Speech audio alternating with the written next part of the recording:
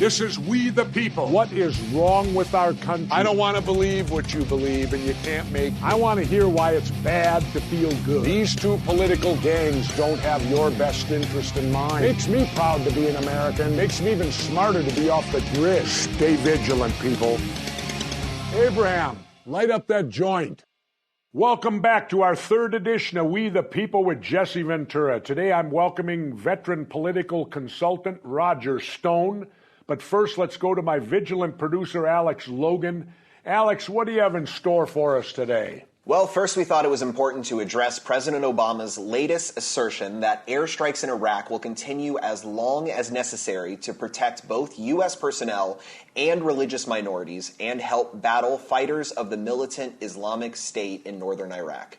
Obama said, "I'm not going to give a particular timetable," and even used your phrase, Governor. He stated, "We are going to maintain vigilance." So is Obama displaying vigilance by continuing with airstrikes? Does his definition of vigilance fall in line with your own? Well, first of all, I can answer the question. It says that the airstrikes will continue as long as necessary.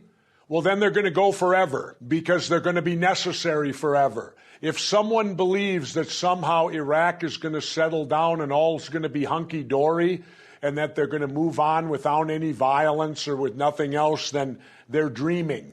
Because the country's so unstable now, caused by our initial George Bush, Dick Cheney war in Iraq, something that I predicted 10, 15 years ago. Again, Jesse comes true, and everybody's thinking, gee, I'm going to say what Jesse said 10 to 12 years ago because it applies now and I've finally gotten it.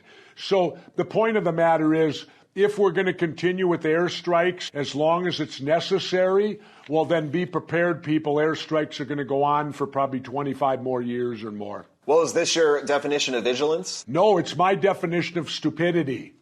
And it's stupidity that brought about this war in the first place, stupidity and money. And the Iraq war should have never been fought. Do you think all this would be going on in Iraq today if Saddam Hussein were still in charge? Instead of somebody else? No, if we would have never invaded, do you think Iraq would be in the condition it's in today if we had never invaded? Not unless somebody else bombed them. Exactly. Iraq was doing pretty good. You know, when Saddam was in charge, women didn't have to wear veils over their faces. Women were going to college. Women were part of the society in Iraq. Now it's shifted to the militant Islamic radicals, and they're going back to the Stone Age, and we're ultimately to blame for it because it was our highfalutin idea to line our military up against a country that never did anything to us, invade the country, overthrow its existing government, and then occupy them for the period of 8 to 10 years. And then our occupancy ends, and now the country's rising up. It's in total turmoil, and now we got airstrikes, and we're going to be vigilant about them. Well, this is wonderful, because now our military-industrial complex will have something to spend our tax dollars on. What do you think? How much money do you think it costs the American people every time we do an airstrike? How many dollars do you think it costs us every time we do an airstrike over in Iraq? That's what you're paying for, people. That's where your tax money's going. It's not going to the infrastructure and rebuilding America's highway system. It's not going to health care here. It's going the opposite. Every bomb and rocket we shoot in Iraq comes right out of our pockets. You think they're paying for it themselves? Hell no. Well, Obama did say Iraqis must solve their own problems, starting with formation of a government that, and I quote, that addresses the needs and grievances of all nations' people and religious factions. Is he dreaming? This is a contradictory statement, right? I mean, essentially, we shouldn't go to war in Iraq, but sending planes to kill regardless? Yeah, and the point is you got 3 religious factions over there who don't get along. Maybe it's time the country Iraq divides into 3 separate nations. You know, Iraq itself was put together by the West. Maybe it's time to truly let them self-govern over there and make their own decisions of what they want to be, whether we like it or not. Maybe that's what we ought to try. Well, Senator Lindsey Graham spoke out and said Americans will have to fear an attack on U.S. soil from the militant group in Iraq, ISIS, unless more decisive action is taken to stop the group. Are you in agreement, Governor? No, I'm not. Lindsey Graham thinks ISIS is going to attack us here on our own soil in whose lifetime, his or mine? If ISIS gets established in Iraq, the next thing they're going to send a fleet of ships across the Atlantic Ocean or the Indian Ocean or wherever it might be, and they're going to attack our borders? What, do a Normandy invasion, Senator Graham? We better be prepared at our coast because ISIS may invade us? Give me a break. United States security wasn't affected when Saddam was in charge of Iraq, and it's not affected today on whoever's in charge of Iraq. Well, Hillary Clinton seems to be stepping away from the Obama administration, particularly on his foreign policy doctrine in the Middle East. She criticized Obama's refusal to aid the rebels in Syria in an interview with The Atlantic's Jeffrey Goldberg. Clinton said, "Great nations need organizing principles, and don't do stupid stuff is not an organizing principle," referring to the line that the president has used with aides and reporters to describe his reluctance to inject the U.S. into messy foreign conflicts, according to the New York Times. Well, I'm going to disagree with Mrs. Clinton. It's time we take our nose out of it. Why is it the United States' business? Every other country in the world, whatever happens to them is our business. Why? I'm for getting out of the Middle East altogether. Let's go back to, for a moment, for when the Anglo-Saxons discovered America and our history began in 1492, because there was no United States. Physically, this land didn't even exist before 1492. And I'm being sarcastic according to our history books of what we teach our kids. Anyway, Christopher Columbus was doing what? He was looking for another way to India by avoiding the Middle East. Now, this was in 1492. Columbus was defying science. He was willing to fall off the earth because they believed the earth was flat then. But he'd rather fall off the earth than go through the Middle East. Now, what does that tell you? And that was 600 years ago, roughly. What does it tell you that Columbus didn't want to go to the Middle East and he was willing to fall off the earth to avoid it, to find another way to India? Let's get the hell out of the Middle East, segregate them out from the rest of the world, and let them do what they want over there in their own little world over there. And if they want to kill each other from now to the end of time, that's their business. Well, switching gears, Governor, the White House Budget Office launched in 2007 a website, usspending.gov, to track federal spending to ensure greater transparency with the funding. But according to the Washington Post, at last check, less than 8% of the site's spending information was accurate, and federal agencies had failed to report nearly $620 billion in grants, loans, and other forms of assistance rewards, according to the new report by Congress's nonpartisan group, the Government Accountability Office. $620 billion in unreported funds, Governor. You can't be shocked by this revelation. No, not at all. It shows that we're more worried about what's happening in Iraq than what's happening here in our own country. It shows our elected officials where their focus is on, doesn't it?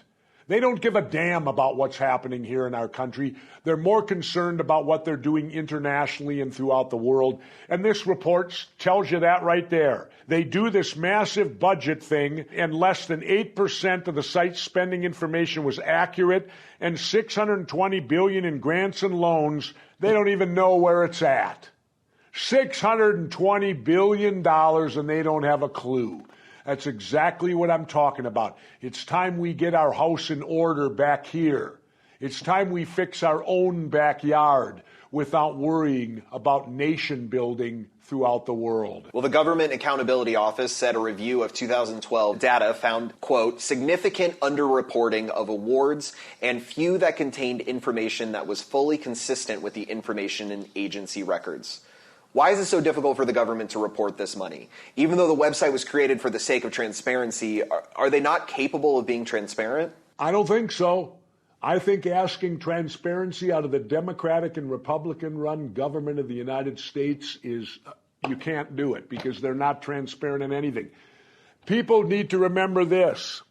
Let's go back to the day before 9/11, 2001. The day before it happened, Donald Rumsfeld held a press conference stating that the Pentagon couldn't account for like $1 trillion. It was some astronomical figure. They couldn't account for it.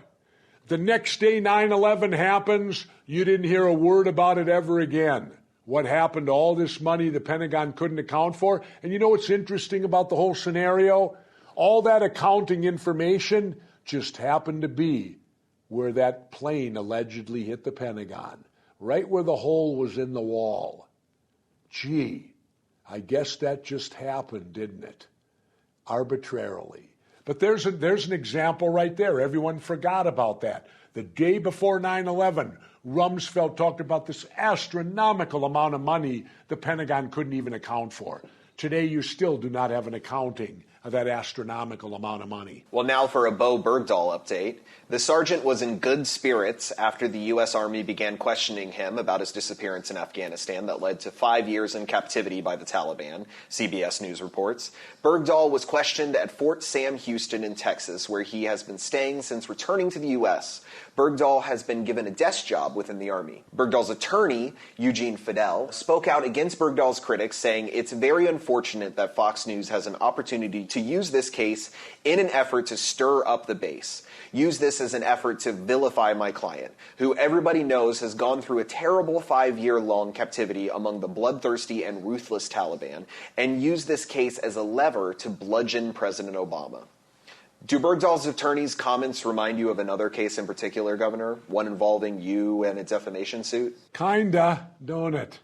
Yeah, with Fox News, where even after the jury reaches a verdict, the jury was wrong, Fox News knows better, and Bill O'Reilly knows better. You know, anybody that gives Fox News any shred of credibility is ridiculous. You know, when I'm out in the world and I hear people tell me that they watch Fox News, right away I question the person's sanity to myself. Well, this person can't be of solid mind, because nobody of solid mind is going to watch Fox News and take it seriously. You know, they need to investigate what happened to Bergdahl, but Bergdahl was a POW. And we do everything we can to bring our POWs home. Can't say the same thing about our people with Ebola virus, but hopefully we'll treat them all the same. They are all U.S. citizens, and they all deserve the right to come back here. And if there's problems, they can face them back here. Well, changing topics, Governor, the Pew Research Center found that atheists fare poorly in a new survey of Americans' views of people of different faiths. 40% of Americans polled describe their views towards atheists as, quote, cold. Jews, Catholics, evangelicals, Buddhists, Hindus, Mormons, all of these are viewed more favorably than non-believers.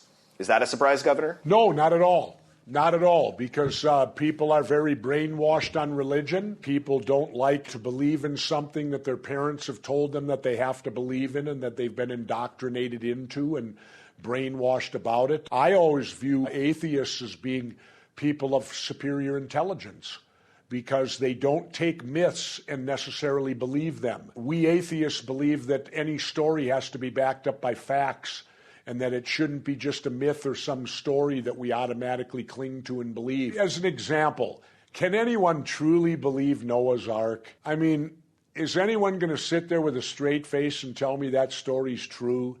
That this guy built a boat and that floods came to the planet Earth and he stuck every living creature, a pair of everything, on this boat and survived. Now, does that include mosquitoes too?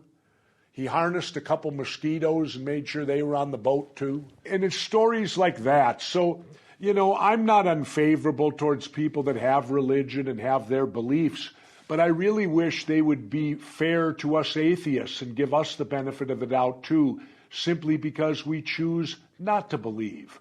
We choose not to believe in mysticism.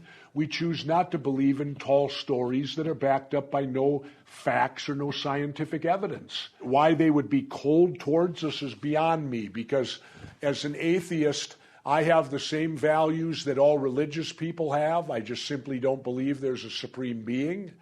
And I treat my fellow man like I myself would want to be treated. That's the golden rule. And atheists also believe in forgiveness. You don't need a supreme being to have values. You can have them without a supreme being. And maybe that's just the problem, that many people believe they're incapable of those values without believing that there's some supreme entity that needs to tell them that. Well, Governor, do you want to know who rates below atheists? Who? Muslims. Does it seem like these unfavorable views are politically driven? Yes, I would say that they're grossly politically driven. So Muslims rate below atheists, huh?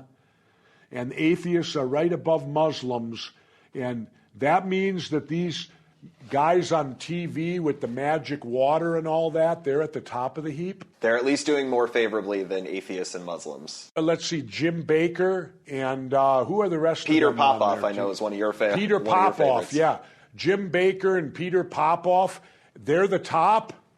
Well, I got news for you people. If they're on the top of the list, I prefer being at the bottom. Well, a Politico.com article written by Nick Spencer makes that point exactly, highlighting the fact that the first public atheists from Europe were driven to their beliefs as a reaction against the religiously backed politics of their time. So why are atheists seen so unfavorably in this country? Well, the same reason, because we are a country that's heavily based on religious belief.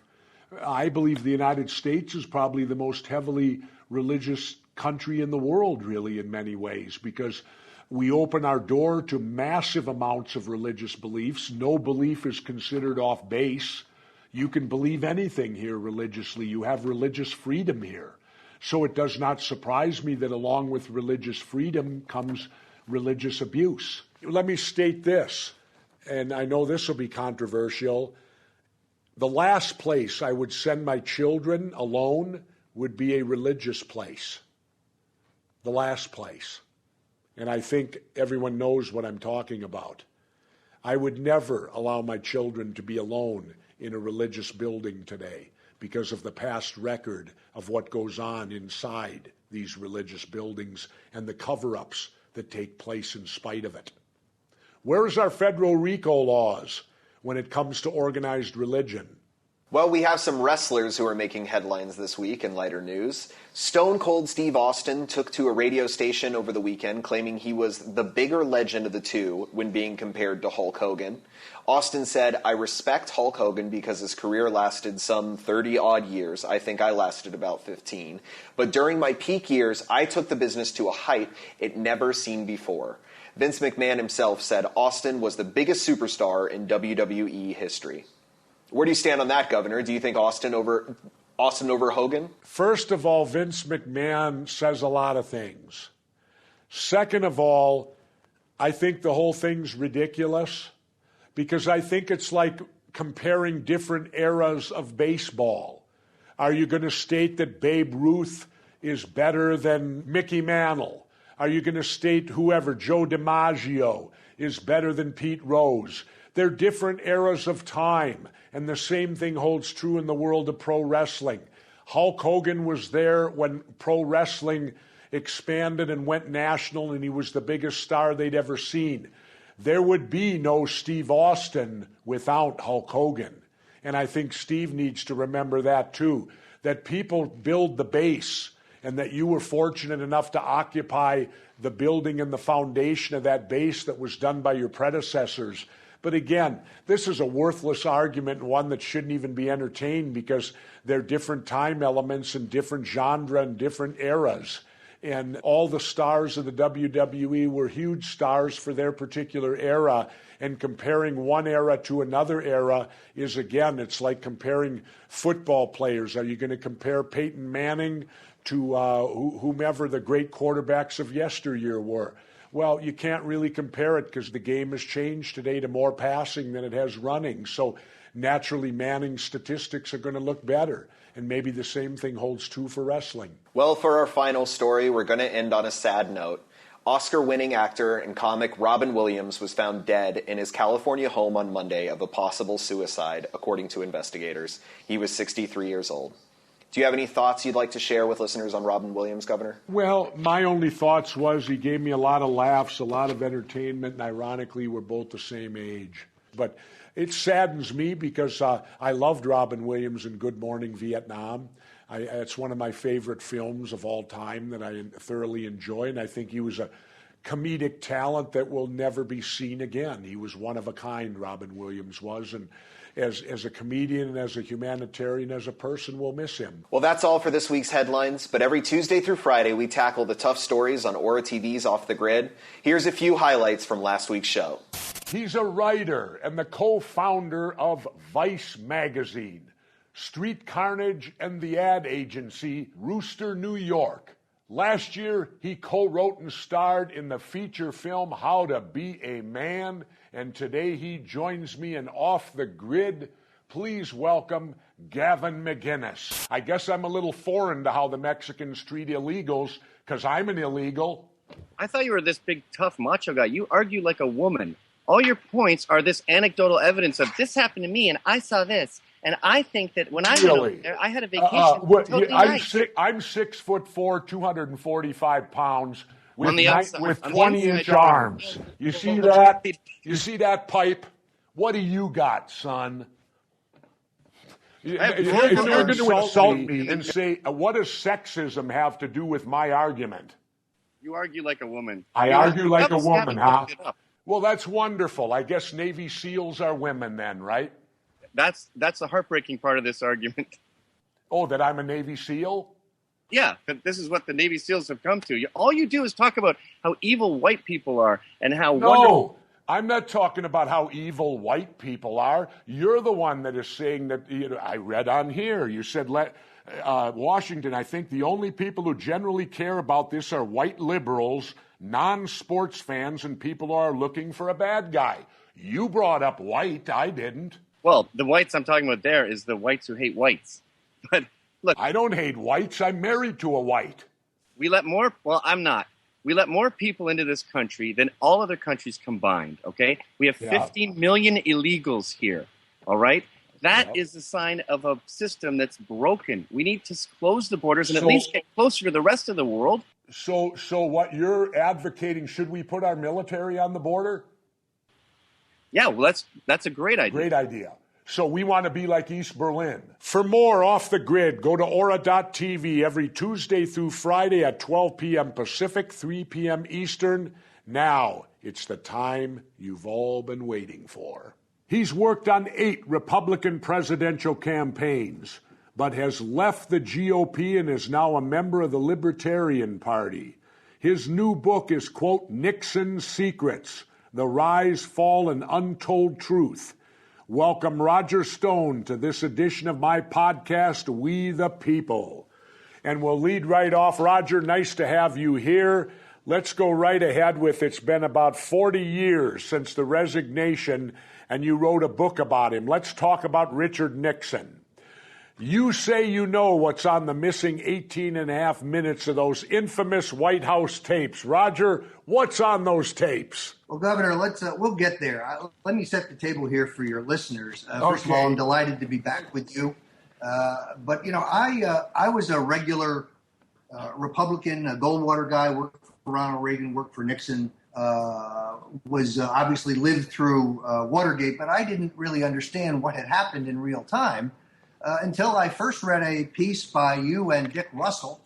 It was an excerpt from one of your books that laid out the connection between the Operation 40, the secret CIA mob plan to kill Fidel Castro, which had been greenlighted by Richard Nixon as vice president, the Bay of Pigs, which grew out of it, a fiasco, the Kennedy assassination, and then Watergate, and then finally the pardon. It was really you and Dick Russell who opened my eyes on that, even though I knew so many of these people personally. I spent an enormous amount of time with Nixon, particularly in his post-presidential years, but I was the youngest staffer at the Committee to Re-elect the President. I worked at the Nixon White House in the press shop, so I saw, the deterioration of his situation firsthand. And 18 and a half minutes is, I think, one of the great mysteries. And here is the point. What's on the tapes, Governor, is not important at all. It's not really of consequence. Here's what happened. Rosemary Woods, the president's longtime secretary, inadvertently erased 5 minutes. When this happened, she went directly to the president's lawyers, Len Garment and Fred Bazart, and told them she had made an egregious mistake. And Bazart assured her not to worry about it because it was not on a subpoenaed tape. That is incorrect. The tapes were turned over to General Alexander Haig, who was then serving as Nixon's chief of staff, and his associate Alexander Butterfield, who I might point out has a deep CIA background. Haig and Butterfield were both planners working together on the Bay of Pigs operation and thus have deep agency military context.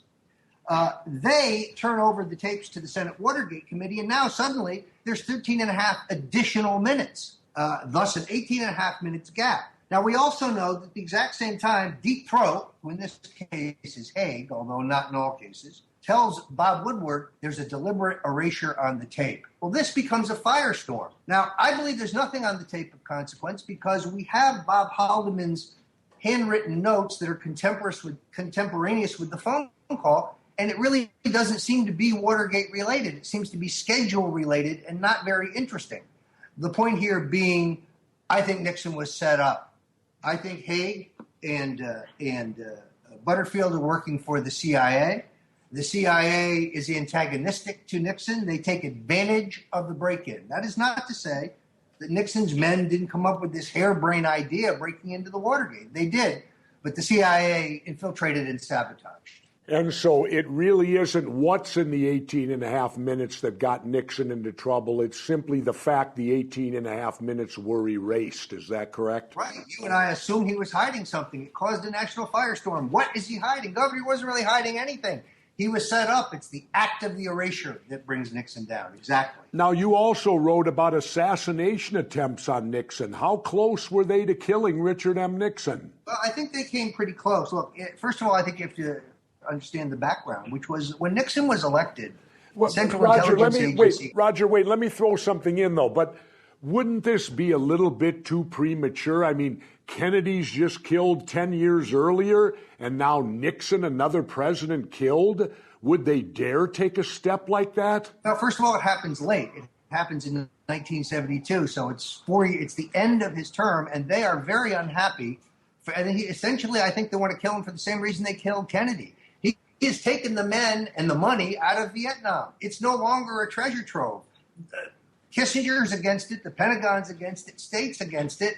He speeds up the Vietnamization of the war and leaves the Vietnamese to stand on their own. They were against that. Now, when he tells Kissinger in the first term, I think I'm going to go to China, Kissinger says, you're crazy. It's in the tapes. You're crazy, Mr. President. Nixon gets a rapport with the biggest, and he plays the Chinese off against the Russians to get an incredible arms reduction agreement. The Pentagon boys, the Joint Chiefs, the NSA, the NSC, Kissinger, Eagleberger, these guys are not happy. Nixon's a hard line. They thought they were getting a hard liner, and they get the détente, and that is not what they expected. So I detail in my book that Frank Sturgis, one of the Watergate burglars, recruited at the agency's direction a contract killer named Ed Kaiser. I have Kaiser's papers. He was told that he was going to have a political hit. He was led to believe it was a pro-Castro Cuban. They get him a weapon.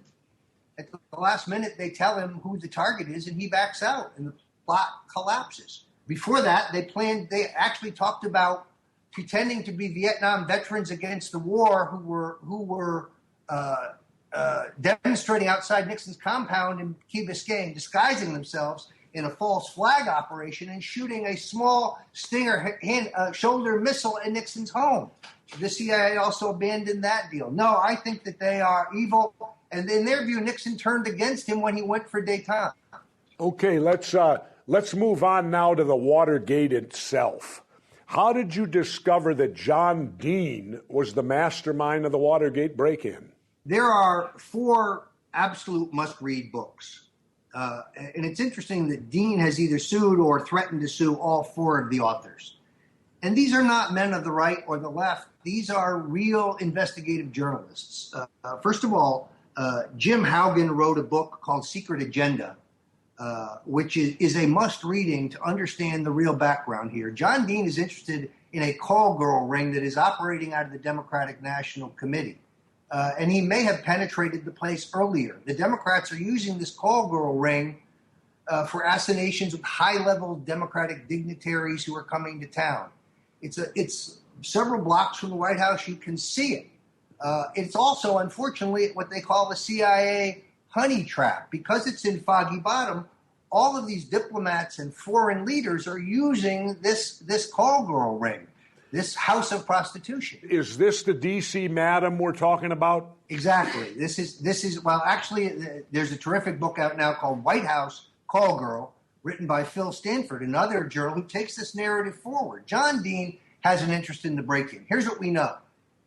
According to James McCord, the CIA operative, one of the Watergate burglars, John Dean knew about the break-in in advance. According to Anthony Ulasewicz and Jack Caulfield, two highly decorated New York cops who later did investigative work, first for John Ehrlichman when he was counsel and then working for Dean, both say that Dean had them case out the Watergate 6 weeks before the break-in. We also know that it's John Dean who goes to Magruder and tells him to get Liddy to break into the Watergate with Hunt's people and tells him that Mitchell has approved it. Speaking of John Mitchell, the Attorney General.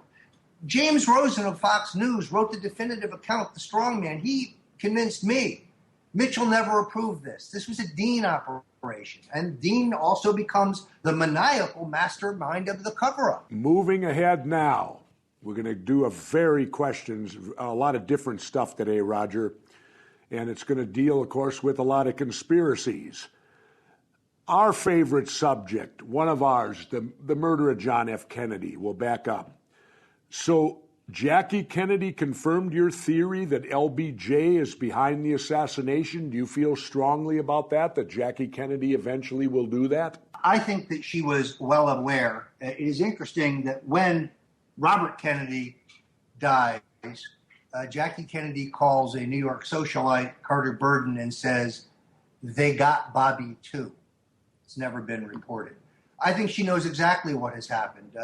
But some time ago, there was a very widely distributed story in which Caroline Kennedy, the daughter of John and Jacqueline Kennedy, reportedly was writing a book that would include tapes that were recorded by Arthur Schlesinger, a big intellectual within the Kennedy entourage, that indicated that Jackie believed LBJ had murdered her husband. And the book came out, and there was no reference to Johnson. I believe the Johnson forces and some in the mainstream media over at CNN pressured Caroline Kennedy to withdraw that from the book, and I think it was edited out. I think we will learn this after Caroline Kennedy's death. It fits all the other pieces of a puzzle that you have written about, that I have written about. Who had the most to gain? Lyndon Johnson was going to be indicted by Robert Kennedy. He was going to prison shortly. He knew that Drew Pearson had a column for the Sunday after, the 24th of November, that talked about LBJ taking a $10,000 bribe from General Dynamics to deliver a defense contract to Texas. That was the beginning of the end. LBJ wasn't just being dropped from the ticket, as Nixon said, as was widely reported, as Evelyn Lincoln tells us, the president's secretary, on the eve that Jack Kennedy left, he said, I'm dumping Johnson, he told her. Robert Kennedy already begun telling people. So Johnson had motive, means, and opportunity, and he had pals in the CIA, big oil, and, of course, organized crime. Do you think the release of these Jackie Kennedy tapes will even change the minds of the media? Can it change anybody's mind if these tapes come out? Governor, I got to tell you, I'm very optimistic. I wrote a book called The Man Who Killed Kennedy, The Case Against LBJ. My publisher, who, by the way, is your publisher, said, it's a great book, but we don't know, how big the market is. It might sell 5,000 copies. It was number 15 on the New York Times list. Even though the New York Times ignored it and the Washington Post ignored it, not everyone ignored it. I was on this program. I was on with Alex Jones. I was on with Sean Hannity. I was on Fox and Friends. I was on with Larry King. I was on with a lot of open-minded journalists who let me speak my piece, and the book really took off. I think when you write a book, or when I write a book, when we talk about Lyndon Johnson and his deep connections to the Kennedy assassination, we're educating the people. It takes time. But, folks, the fact that 45% don't believe the government story, I consider that good news, not bad news, because they have the megaphone. We don't have the megaphone. We got to fight every day to get the truth out there. The same poll, when you talked about the 45%, the same poll found that 57% of Americans don't believe the government had advanced knowledge of 9/11. How are we not getting through to these people? I mean, how can they not believe the government had advanced knowledge when you have Condoleezza Rice in the August 6th memo on 9/11 that said bin Laden to steal planes and ram them into buildings? That happened 30 days roughly before it happened.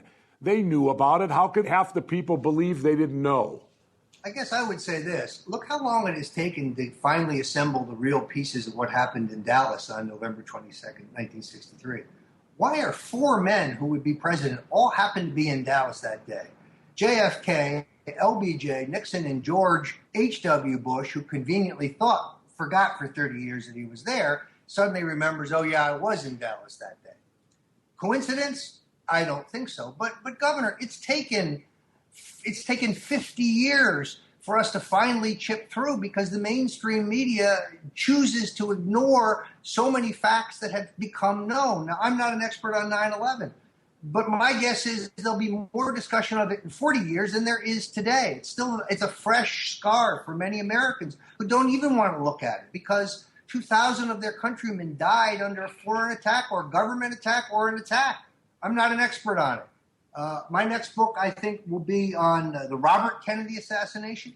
There are people far more knowledgeable than me about 9/11. Tackling Nixon and Kennedy just in a couple of years has been an ordeal, as you might imagine. Well, let's go back to Nixon now, and kind of a funny one. I guess you could call it funny in a way.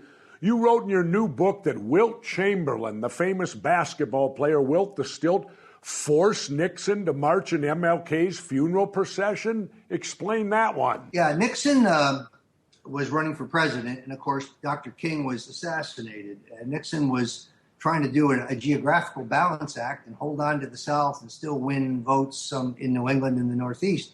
Very tough trick. So some in the Nixon camp didn't want him to go to the funeral. He said no. He always had a good relationship with King when he was vice president. Nixon's civil rights record in the Senate was far superior to LBJ and Kennedy. They both voted for states' rights amendments to any of the major civil rights bill of 1957. Kennedy was currying favor with the racist segregationist senators in the South in preparation for his Senate race. Nixon rounded up the votes to break a tie for Dr. King's bill. So he went to the funeral, but he did not like the idea of marching behind King's caisson with Robert Kennedy and Teddy Kennedy and Jackie Kennedy and Daddy King and Ralph Abernathy and Jesse Jackson and so many, and Eugene McCarthy and all these liberals. Thought it would hurt him in the South. So he made the tactical decision that he would fly to Atlanta, go privately to the home of Mrs. King, pay his respects, go to the funeral, that when all the other dignitaries moved to the assembly to march to the cemetery, or really to the college, he would slip out a side door and be driven back to the airport by a waiting car. So it's the end of the service, and Nixon's starting to move towards the door, and suddenly there's a giant black hand on his shoulder. And 7-1, Wilt Chamberlain says, "Are you ready to march, Mr. Nixon?" And of course, Nixon, being no fool, says, "Why, yes, Wilt, of course, let's march." So Chamberlain and Nixon get on the entourage.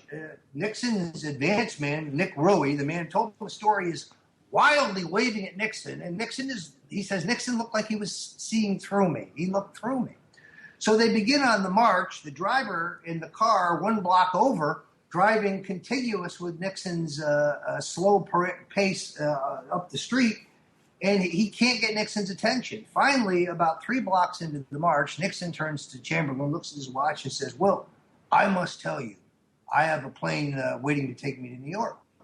Chamberlain says, "Mr. Vice President, do you mind if I get a lift?" They both bolt for Nixon's car. They fly back to New York.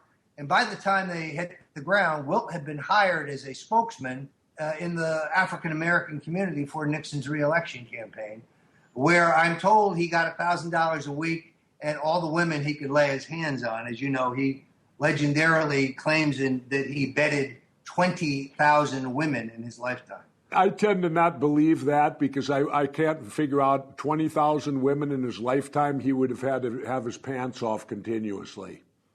And I don't think he did. Maybe not. But one of the Nixon advance men said, well, Wilt had a legendary appetite, and he worked his way through the volunteers and the paid staff. In the end, we were just hiring call girls to keep him happy and on the road. I don't know nothing about that. Anyway, let's move ahead if we can for a moment here and talk about President Obama. Do you believe he's worse than Nixon? And if you do, elaborate. Yeah, I really do. Let me say this. Let's look at it piece by piece. Nixon broke in and spied on the people in one building, and he was driven from office. Barack Obama is wiretapping every one of us, not just in this country, but around the world. He is reading our mail. He is keeping copies of our communications. He's keeping a register. So I find that constitutionally far more egregious. Secondarily, one of the articles of impeachment against Nixon was using the CIA to block the FBI in the investigation of Watergate. This administration is using the CIA to spy on elected members of the United States Senate. That's far worse and, in my opinion, unconstitutional. Nixon was accused in the articles of impeachment of abusing the IRS to harass his enemies, although, Governor, there's no evidence that they actually did so. They talked about it. The guys at the IRS refused the order. It never happened. In this administration, there were conservative or opposition groups to Obama who've been ostracized, and guess what? The records are missing, Governor. Now the hard drives are damaged. Incredible. Nixon lost 8.5 minutes. They ran him out of town. This guy is missing not only the documents pertaining to this issue, but thousands of Obamacare documents. So, yes, I think when it comes to extra constitutional activities, extra legal activities, the Constitution is being shredded. We have warrantless surveillance of Americans under this administration. And this court is a joke. But, Rodger, hasn't it been a natural progression?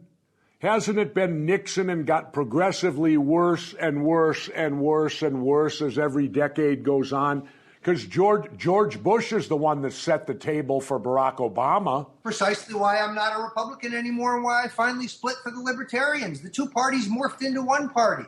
The policies of Barack Obama are identical to the policies of George Bush, who were really identical to the policies of his predecessor.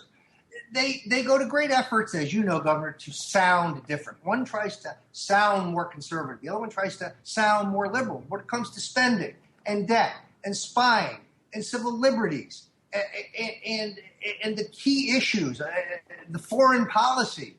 They're identical. They just dress it up differently to sell it to the American people. It's why I'm not. Rodger, what do you make of the president going back with airstrikes in Iraq now? I mean, I thought we were finished with Iraq. Are we going to end up with a full-scale war again with troops on the ground? Again, it appears to me that one of the articles of impeachment against Nixon was the fact that he did not get congressional approval for the bombing in Cambodia.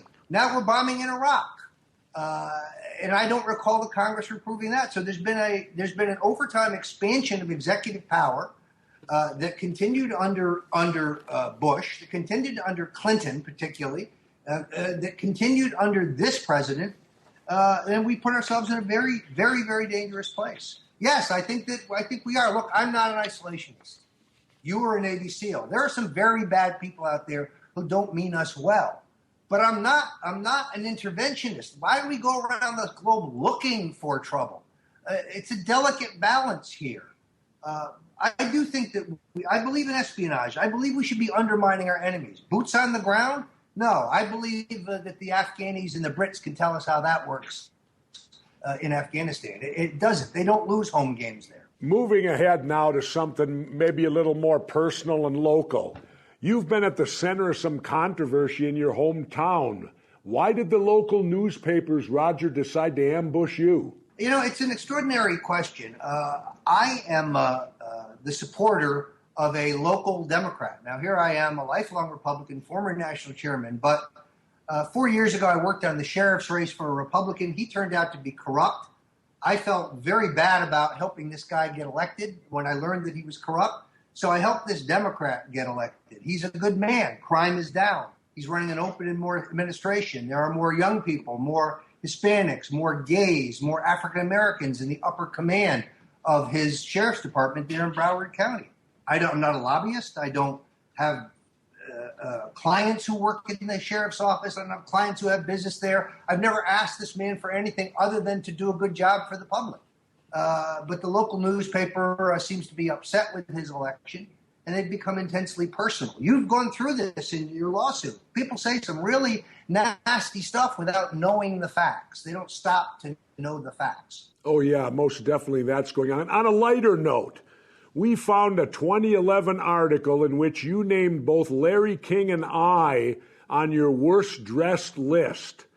What, you don't like tie-dye or suspenders? What's the deal here, Rodger? Governor, you are a unique dresser. You're an old-time rocker. I've seen your Jimi Hendrix T-shirt. You're who cares about the truth and being comfortable. You're not a dandy like I am. You know, the list is a New Year's Eve spoof that I do every year. But look, I don't think you're going to a custom tailor. What can I say? And you're absolutely right, Rodger. I love T-shirts. I love blue jeans. I love tennis shoes. In fact, let me give you a fun little insight here. This last federal court case that I had to attend and be there every day, I had to pull out all the suits that I wore as governor. I had not put one of those suits and ties on since January of 2003. So it had been literally over 10 years. I had to draw them out of the mothballs. I had to quick send them to the cleaners, get them all pressed and all that so I could go to court. So you're right on the light note, Rodger. I am not a suit guy. I never will be. I've never liked them. And I think I inherited it from my father because I remember my dad when I grew up, and my dad, of course, was a World War II vet. And he hated suits, never wore them at all, didn't like them in any way, shape, or form. And so I think the apple didn't fall far from the tree with me. I don't like suits and never have. So it's an honor to be on your worst dressed list along with Larry King. But I never knew tie-dye and suspenders could work so well. Well, I do like Larry's suspenders. It's the black tie and the black shirt and the white tie that he looks like Lucky Luciano sometimes. I love that. The other thing I would say is I saw you in those pictures in the New York Times, shaven, no ponytail, looking good in a suit. And I said, maybe this guy needs to run in 2016. Maybe the people are ready for the truth. You know, there's a lot of libertarians talking about nominating Jesse. And that's interesting because it could win ballot access. Well, you always said you'll run if the people put you on the ballot. Maybe the libertarians should put you on the ballot. Well, Rodger, that's a thought. People have, in light of my winning this court case, it's reaffirmed. I did Coast to Coast the other night, with Nuri, the heavily listening to it. I'm actually doing it tonight. Okay, well, say hi to George. Give him my best. And anyway, though, every caller that George had that night, a couple nights ago, every one of them was pleading and begging me to run for president. They said, we're to the point now we want the truth, and we know you're the only one out there that's going to tell us the truth, whether we like it or not. And I think that's really sad because in many ways, I'll tell you, Rodger, I don't think I could be president because of the fact I do tell the truth. I think today the president has to have the ability to walk on TV and lie to the American people. I think it's required to be the president. It's a shame that's a requirement, but I really think so, and I don't know if I'm capable of doing that. Well, but Governor, it's not a question of wanting to do. It's a question of it might be your duty, like you served your country in the military. You're one of the few men who could still save this country. There's just not many people who can think outside the box in this crazy two-party continuum that I was part of for so long. Look, I've got a firsthand view of the corroded rectum of the two-party system. I've seen the dirty tricks of politics, and the two parties they're all in it together. It's an act, folks. It didn't used to be act. It didn't start as an act, but it's become an act. And since Coldwater, there's been nobody willing to tell you the truth. I agree wholeheartedly. When I taught at Harvard in 2004, one of my classes was how pro wrestling prepares you for politics. And I said, what you have with these two parties is identical to pro wrestling, the old days of pro wrestling, where you had good versus evil. In front of the cameras, in front of the public, good versus evil. Behind the scenes, it's all business. Going out to dinner together, working it out so you can continue this going and continue to make money off the general public. It's no different. Pro wrestling and politics are almost identical. Yeah, no, they're very similar.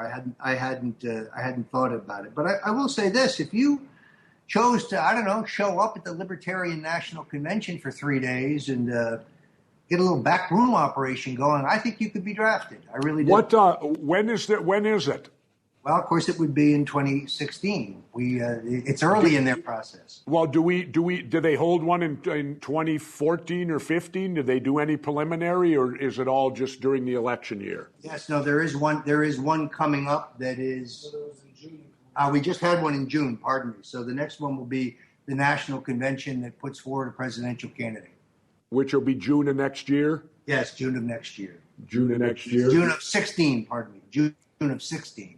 June of 16. Will there be a convention June of 15? No. No? Why not?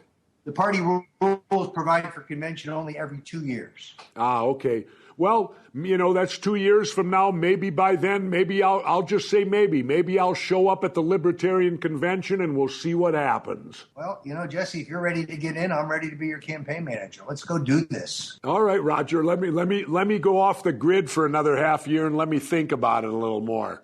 And I also and Rodger, I also got to clear it with the real boss, the First Lady. Behind every great man is the real boss, the person that cooks for you. I've got one of those at home too.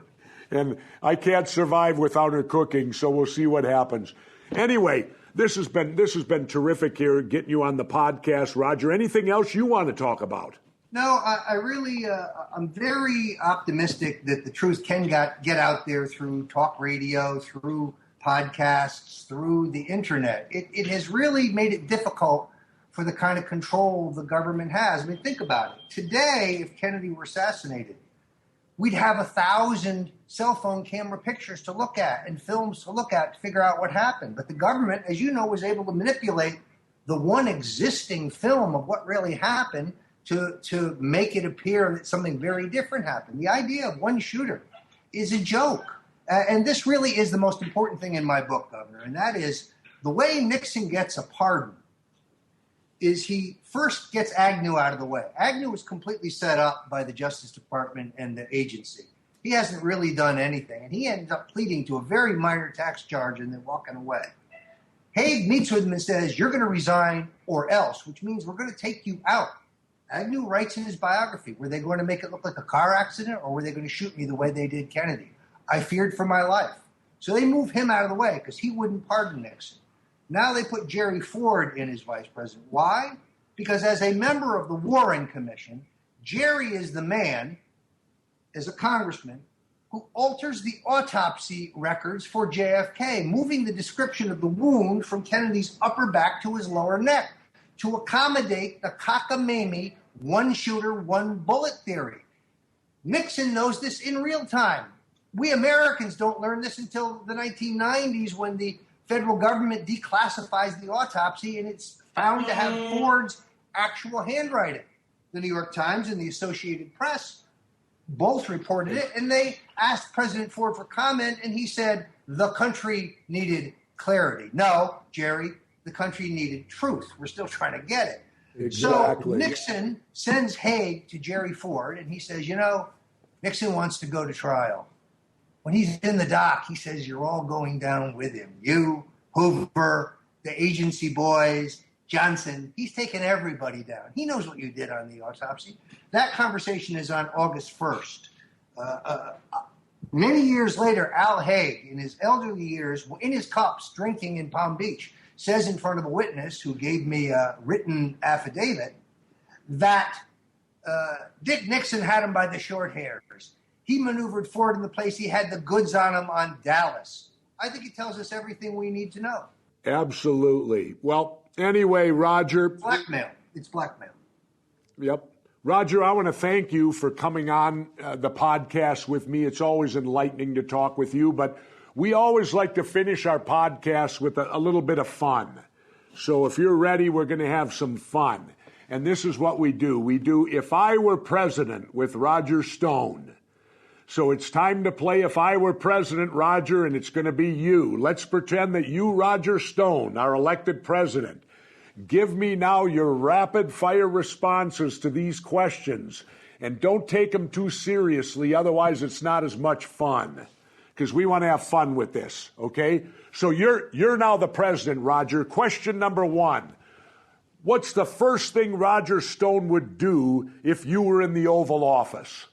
Legalize marijuana. Wow.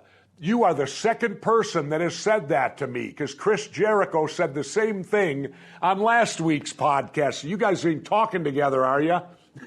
Something we could do very quickly. The government could could even declassify it so it's not in the same class with heroin and cocaine, but it refuses.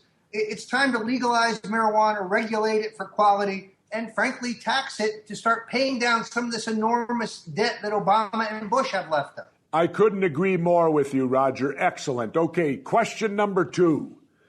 Roger Stone, you're the president. Who's the first person you'd hire? The first person I'd hire, I would hire Larry Kudlow to figure out how to get the economy to grow, how America could create jobs. I think he's a brilliant economic thinker who understands the need for growth. Okay, moving to question number three. You're the president. Who's the first person you'd want to meet? I'm going to go for, I'll go for Madonna. I'm a giant Madonna fan. If you've seen any of her movies, listen to her record, she's an enormous fan. Her portrayal in Evita really needs to be seen. She never got credit for it. Okay, Madonna, that's interesting. Now, question number four, Roger Stone. Who's the first person you'd fire? Eric Holder. He would be out of there like that. He would be gone.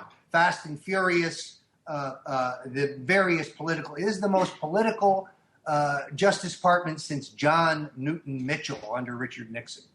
Okay, now here's a good one for you, Roger. This one fits in great.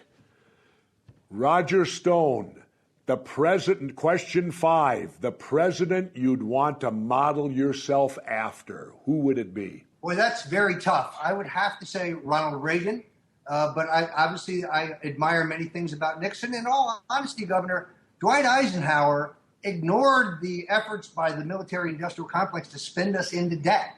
He was very frugal, and he ran an intelligent foreign policy. We had peace and prosperity, and the CIA was not yet out of control. So I'm an Eisenhower, Reagan, Nixon man. It'd be very tough for me to pick one of the three. They all have great attributes. How do you defend Eisenhower, though, when he was taxing the rich as heavily as he was back then? Well, he was a moderate Republican. He was not a conservative. He was a true centrist. No, I'm just saying that having fun with you, Roger, because that's all we ever hear about. I hear you. How can you have a good economy if you're taxing the rich people? Well, most people go back to Dwight Eisenhower and say, the economy was pretty good in the 50s and they were taxing the rich pretty heavily. No, you're exactly right. I mean, we had a very strong economy and we had peace abroad. It was a very good time in America. Yeah, we had Leave It to Beaver. Exactly. There you go. All right, Roger, thank you very much for Roger Stone for joining me on this podcast with Jesse Ventura and for playing along with If I Were the President. And we want to thank Roger. Roger, again, thank you very, very much for joining me. Always fun to talk with you. And we'll see about that Libertarian Convention in June of 2016, what evolves out of that. But we have some social media questions for you, Roger, so stay with me, okay? Here's from the social media to Roger Stone, and we'll get Roger's responses.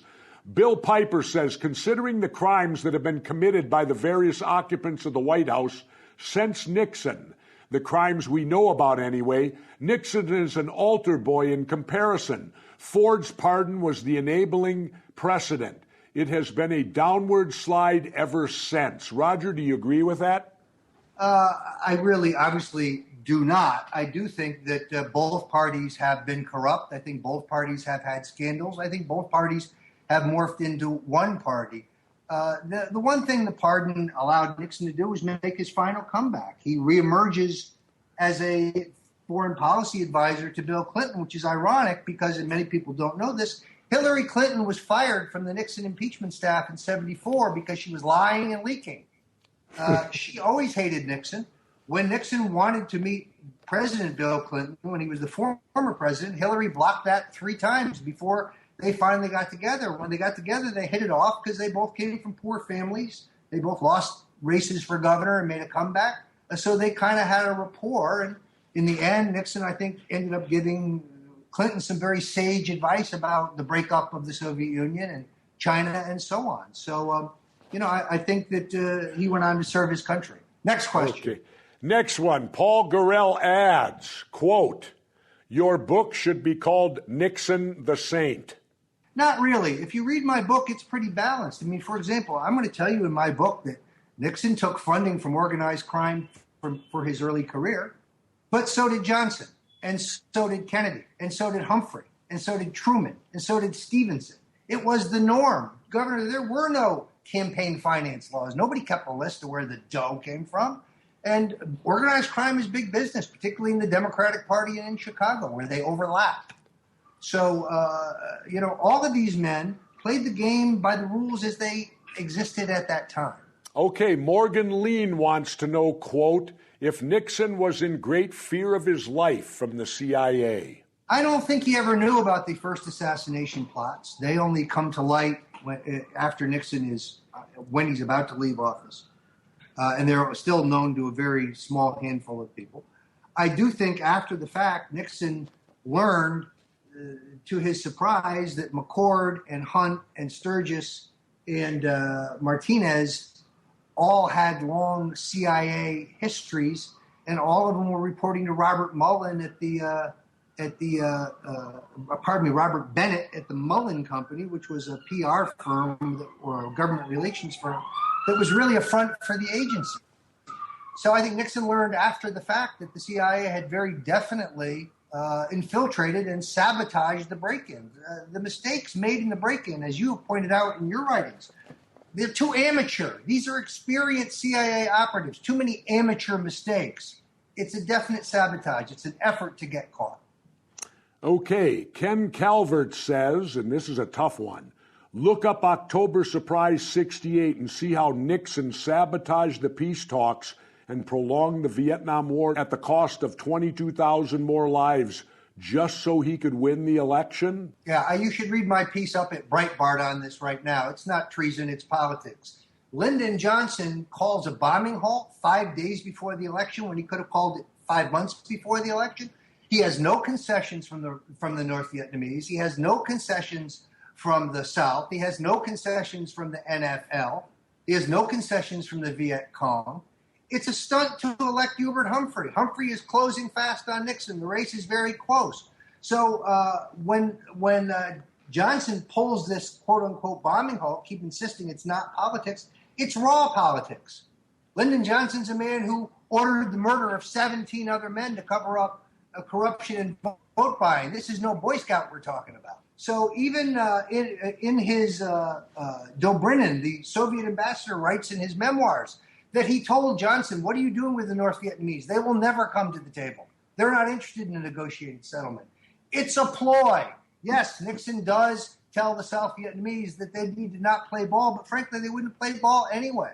So Pat Buchanan is wrong in his book when he says Nixon didn't play that game. Yeah, he urged the South to hang out. Was it treason? Why? Because LBJ cloaked a political move in the name of national security, abusing the trust of his office. I think the grocer's daughter from Yorba Linda outmaneuvered the boy from the Texas Hill Country. That's what I think happened. Okay, here's another tough one for you, Rodger. Jeff Smith asks, quote, does Roger Stone believe the 18-and-a-half-minute gap in the Nixon tapes could have anything to do with Nixon's own involvement in the JFK assassination, considering Nixon was at Clint Murchison's home in Dallas on the eve of the November 21st, 63 with Hoover, LBJ, and others to confirm their plan for the next day's assassination? Yeah, actually, let me correct that narrative. Nixon is at Kurt Murchison's home on the 21st. He's there in the early evening for a reception. LBJ is not present, but Hoover is. So is H.L. Hunt. So are a number of other Dallas movers and shakers, including Ed Clark, Lyndon Johnson's right-hand man, and others. Nixon is seen at his hotel back in Dallas at 10 o'clock in the evening. After midnight, Lyndon Johnson arrives at the Murchison place, and they go behind closed doors, and there is a meeting that includes Clark and Hunt's lawyer and others that to put the final touches on the effort to kill JFK. People lose sight of the fact that Nixon is out of power in 1963. He's nobody. He's practicing law in New York, washed up, finished. He just lost the governor race in 62 in ignominious defeat. So it is true that Nixon is at Murchison's, but he's there early in the evening. And many historians and researchers have confused the early evening reception, which was in Hoover's honor, with a late night meeting with LBJ that Hoover participated in before the Murchison chauffeur testified that he drove Hoover to a land strip for a government plane that took him back to Washington. Okay. And Rodger, here's the next one. And I personally, I'm going to love to hear your response on this one. Ronald Graham Sr. says, quote, conservative Nixon signed the bill to legalize abortions. To me, this was the beginning of the fall of America. I am not familiar with Nixon signing an abortion bill because some of his closest friends like Bob Abplanalp and others were Catholics. I think he was of a mixed mind on the issue. What I think is far more troublesome, Governor, is he took us off the gold standard. Our money was no longer hard. This begins the spiral of debt and the economic calamity that we have today. If Nixon has if you ask me what's his biggest mistake, it's closing the gold window, probably followed by wage and price controls. Here's all of a sudden this Chamber of Commerce free market guy, Richard Nixon, who decides that he's a Keynesian, and he closes the gold window. This is my greatest disappointment in him. Look, I have a tattoo of Nixon on my back. It's about the size of a grapefruit. It's right between my shoulder blades. It's not an ideological statement, Governor Ventura. Here's what it says to me. In life, when you face defeats, when you face disappointments, when things don't go your way, when you get knocked on your keister, you have an obligation to get back up and dust yourself off and get back in the game.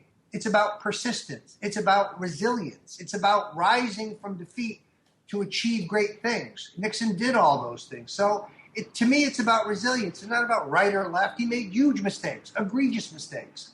He also saved the state of Israel from total annihilation in the one successful projection of American power in my lifetime, in, out. But he saves them from annihilation by the Syrians and the Egyptians. And he does it over the objections of Henry Kissinger and the State Department and the Defense Department. So he's a man who made huge mistakes, but he also did very great things. And I just ask, as Bill Clinton said, let the record of Richard Nixon be judged on the totality of his entire record. I agree. Okay. 2 more to go. Tim Felton asks, quote, is it true that just before going on TV to tell Americans we were not bombing Cambodia, Nixon gave the order to do just that? Yes, I believe that is true. One of the articles of impeachment was bombing Cambodia. They had their military reasons, but they were trying to keep the war in Cambodia a secret. It was something Kissinger was a major cheerleader for. On the other hand, we're now bombing in Iraq, and we have no congressional approval of that.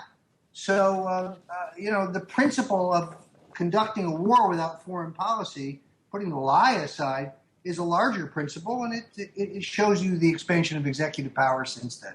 Yep. Next question.